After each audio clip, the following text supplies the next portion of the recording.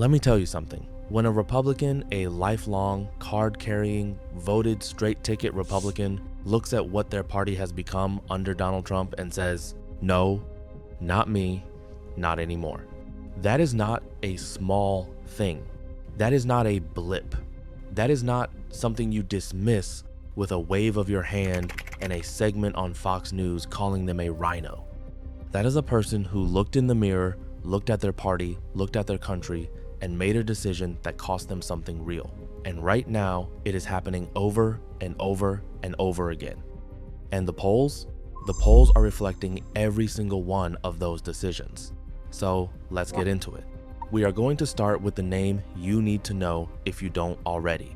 Jeff Duncan, Lieutenant Governor of Georgia, not some fringe figure, not some obscure county commissioner who nobody's ever heard of.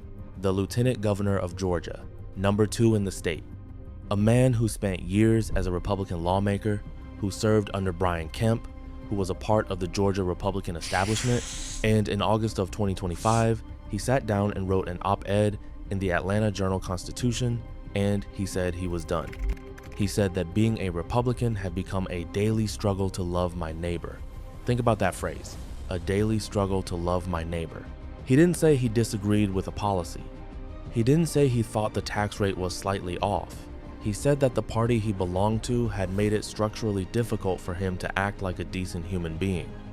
And so he left. And then, because Jeff Duncan is not the kind of man who just walks away and disappears, he announced he was running for governor of Georgia as a Democrat. In Georgia, a state that Donald Trump won back in 2024, a state that Republicans have held the governorship in for nearly 3 decades, Jeff Duncan looked at all of that and said, "I'm running anyway, because Georgians deserve leaders with the courage to take on Donald Trump and do what's right." Now, you can agree or disagree with his politics. You can have questions about his primary campaign against Keisha, Lance Bottoms, and others, but you cannot look at what Jeff Duncan did and call it politically safe. He blew up his Republican career. He burned the bridge. He walked into a Democratic primary as a former Republican lieutenant governor, knowing he was going to face scrutiny from every direction, and he did it anyway. That tells you something about what the Republican Party has become. And what did Donald Trump do when he found out? He went on Truth Social. Of course he did. He called Jeff Duncan a total loser. He said Duncan was never able to get anything done. He said, "We didn't want him in the Republican Party any longer, so I'm told he became a Democrat." Good riddance, Jeff. You don't even have a chance. Now, let's think about that response for a second, because what Trump just did there is actually very revealing. He didn't engage with Duncan's argument. He didn't say, "Here's why Georgia Republicans are actually doing great." He didn't point to policy. He went straight to personal insults and dismissal. And Duncan, for his part, said, "I think he's making my case for me. There's nothing in that post that shows any sort of attitude that I want to be a part of. He's right." Trump's response was the proof of Duncan's point. Now let's go to Florida, because Florida has its own story, and it is just as striking. David Jolly, former Republican congressman from Pinellas County. This man represented Florida in Congress as a Republican, and in April of 2025, he officially registered as a Democrat. He didn't just leave the party quietly. He launched a state political committee. He started making moves toward a run for governor of Florida in 2026, the governorship that Ron DeSantis is being term limited out of. And Jolly is now polling competitively. A new Emerson College poll from the end of March 2026 shows him within striking distance of Republican Byron Donalds in a hypothetical general election matchup. Think about what that means in Florida, a state that has been trending red for years, a state where Republicans have dominated statewide offices. A former Republican congressman now running as a Democrat is within the margin of error. That is a story. And what drove Jolly to make the switch? He said it directly: the Tea Party movement and Donald Trump's rise. He watched his party transform into something he didn't recognize. He changed his positions on abortion, on marriage equality, on gun control, on climate science, not because he was told to, but because he says his thinking evolved. Now, his Republican critics will say those aren't sincere changes. They'll say he's an opportunist. But here's the thing, the voters in Florida who are sick of Republican governance don't particularly care about that argument. They care about whether there's a credible candidate who can challenge for that seat. And right now, David Jolly is that candidate. Let's go to Oregon. Cyrus Javadi, state representative from Tillamook, a Republican who, over the course of his term, kept breaking with his party. He voted alongside Democrats on LGBTQ rights. He publicly criticized federal cuts to Medicaid on Substack. He was the only Republican in the Oregon House to vote in favor of a major transportation bill. He'd been doing this long enough that his own Republican constituents launched a recall effort against him. They were trying to gather over 5,000 signatures to force him out. And Javadi looked at all of that and said, fine, if that's what the Republican Party wants, then I'm not a Republican. He announced he would run as a Democrat in 2026. His district actually has a Democratic registration edge in parts of it, so strategically, it makes some sense. But the principle of it matters more than the strategy. Another elected Republican official looked at what his party had become and chose to leave. Then there's Rob Ryers in Arkansas. Now, Arkansas is deep red. Arkansas's 3rd congressional district is not a district where Democrats are expected to win. And yet Ryers, a former Republican who ran in the Republican primary back in 2018 as a progressive Republican, is now running as a Democrat against incumbent Steve Womack. He told Newsweek directly, "I was a lifelong Republican until Donald Trump became the GOP nominee for president in 2016. Since then, he's been working to elect Democrats. And in 2026, he's making it official. Is he going to win in Arkansas 3? Probably not, but that's almost not the point. The point is the symbolism. The point is that lifelong Republicans, people who built their identities around that party, are publicly, formally, on the record, walking away. In Arkansas, in deep red Arkansas, and in New Hampshire, David Nagel, a state representative, made the same switch in 2026. You add all of these together and you start to see a pattern. This is not random.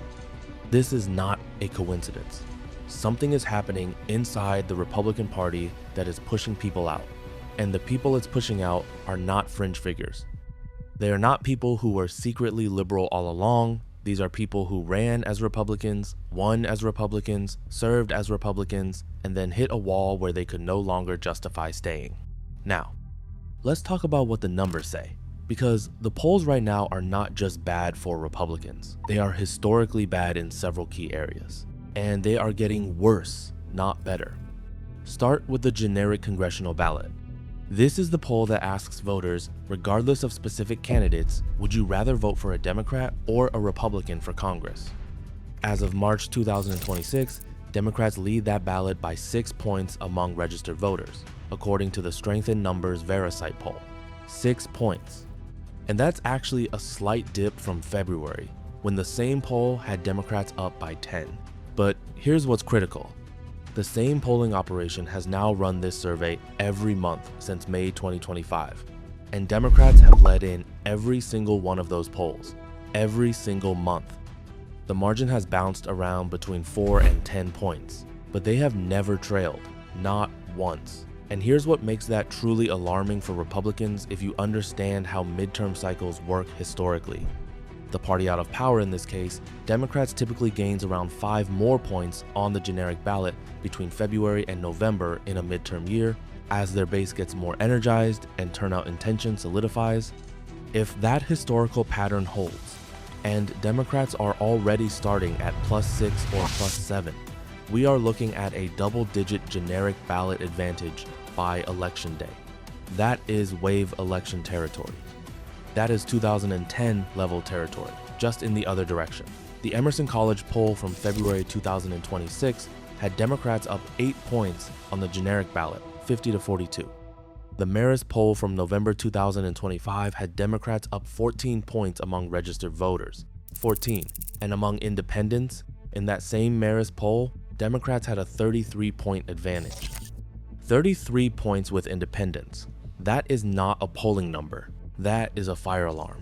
Now let's talk about Trump's approval rating, because you cannot separate the generic ballot from what is happening with the President of the United States right now. Trump's approval rating as of March 2026 is sitting at 37% overall, 60% disapproval, net negative 23 points. And that is from a president who came into his second term with 46% approval in January of 2025.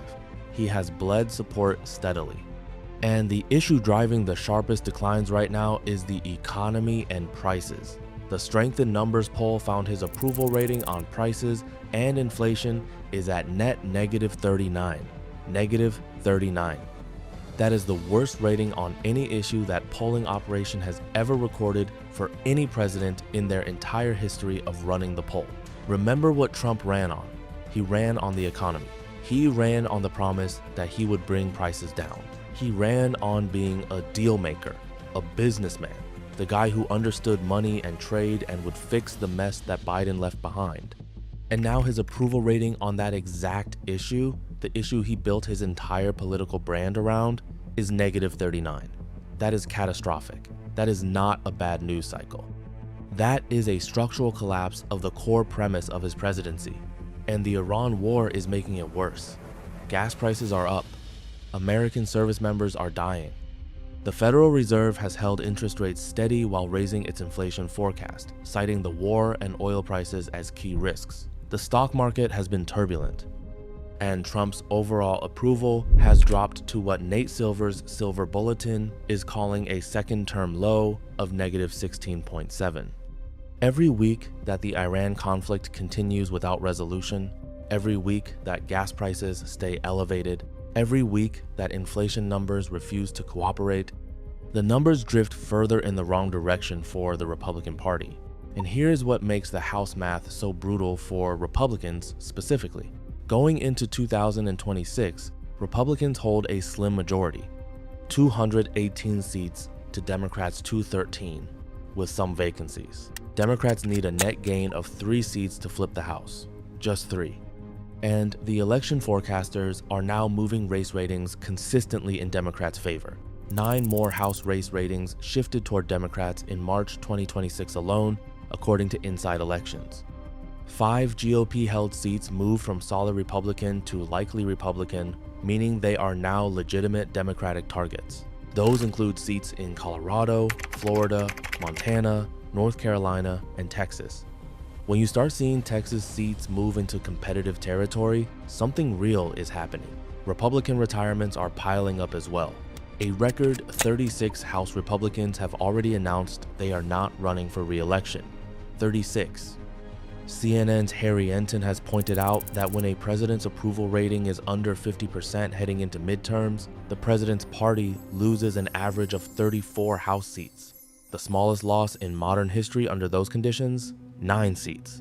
Democrats need 3. Even the best case historical scenario for Republicans still gives Democrats the House majority. And then there is the data point that should be hanging on the wall of every Republican strategist's office right now. 1 in 8 Trump voters from 2024 say they regret their vote. 1 in 8. That's from the same Strength in Numbers Verisight poll from March 2026. Think about the math of that for a second.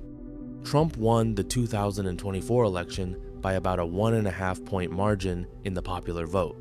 If 1 in 8 of his voters, 12.5%, are now expressing regret, and even a fraction of those regretful voters show up to the polls in 2026 and vote Democratic, the electoral math changes dramatically. You don't need all of them. You don't even need most of them. You just need enough of them in the right districts.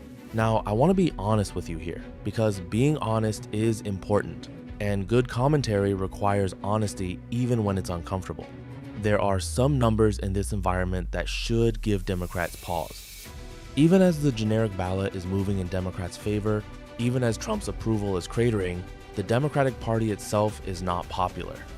The Quinnipiac poll from March 2026 found that among all Americans, Democrats' favorability was negative 25 points.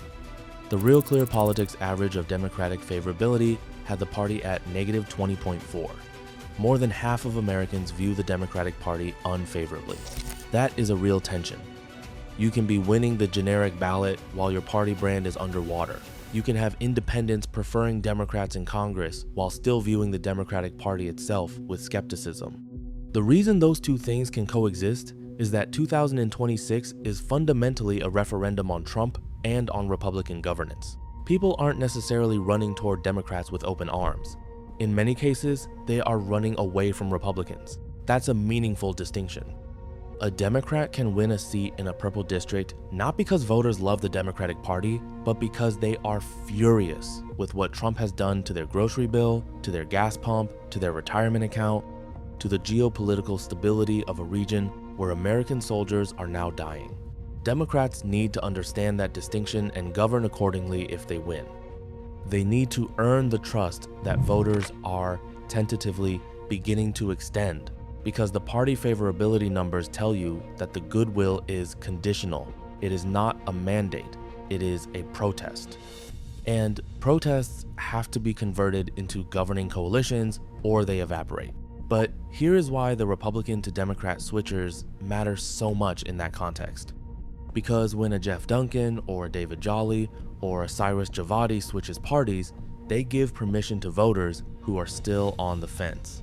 There is a certain kind of voter. Maybe they voted Republican their whole lives, maybe their parents were Republicans, maybe they live in a community where identifying as a Democrat feels socially costly, and they are watching what Trump has done with a growing sense of unease. They are not ready to call themselves Democrats.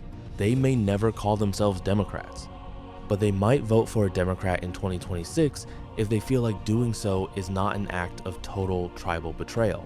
And that's where these party switchers serve a function beyond just their own individual races.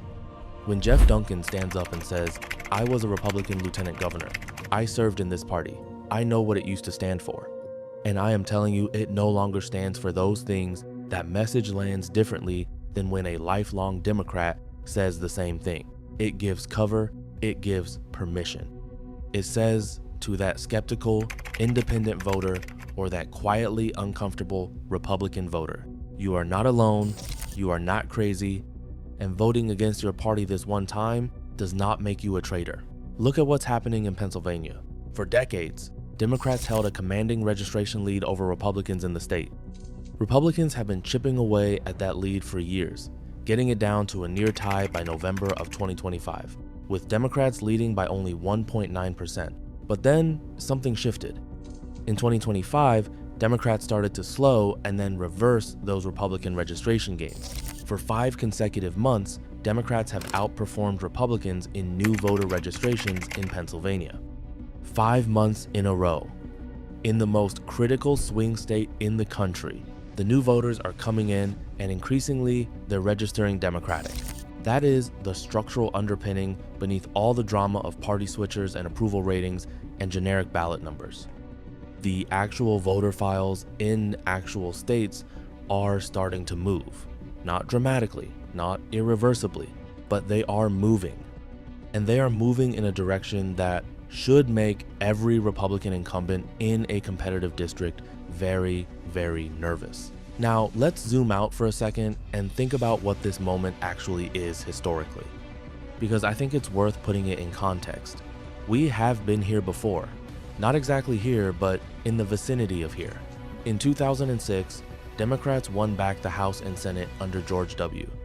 Bush, driven by Iraq War disapproval, Katrina, and a general sense that the Republican Party had overreached. In 2018, Democrats won back the House under Trump's first term, driven by healthcare, by the chaos of the first 2 years, by a suburban revolt that nobody in the Republican Party fully anticipated until it was too late. What is happening right now looks, in the polling data and in the fundamentals, more like 2006 and 2018 than it does like 2010 or 2014, when Republicans were the ones doing the wave making. But here's the thing about 2006 and 2018 that is relevant. In both of those cycles, the winning party didn't just benefit from being the opposition. They also had credible candidates. They had people who could speak to local concerns.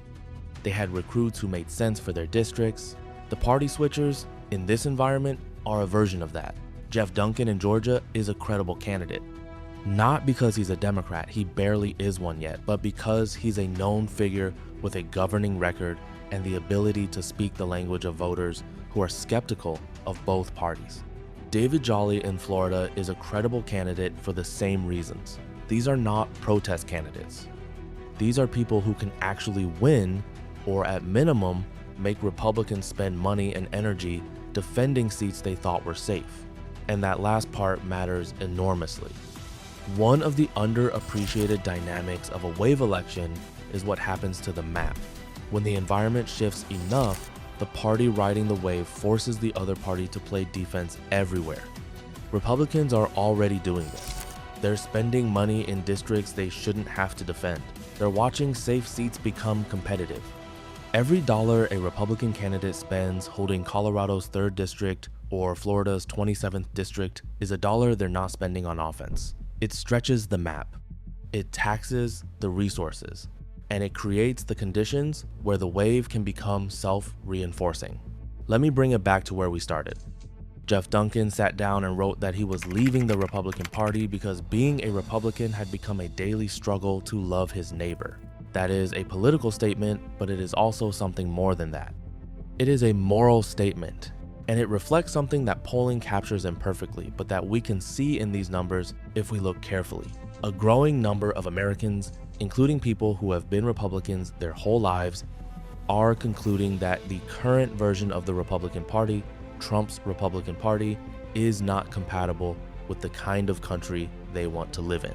They don't all have op-eds. They don't all have press releases. Most of them are just going to quietly vote differently in November 2026 than they voted in November 2024. The party switchers are the visible tip of that iceberg. Jeff Duncan is visible. David Jolly is visible. Cyrus Javadi, Rob Ryers, David Nagel, these are the names we know because they made announcements and held press conferences and gave interviews.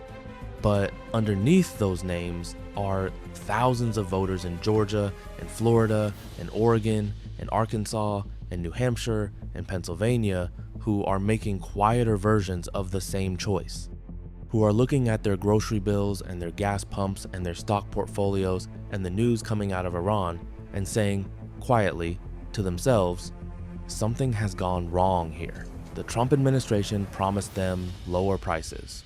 It delivered inflation. It promised them stability. It delivered war.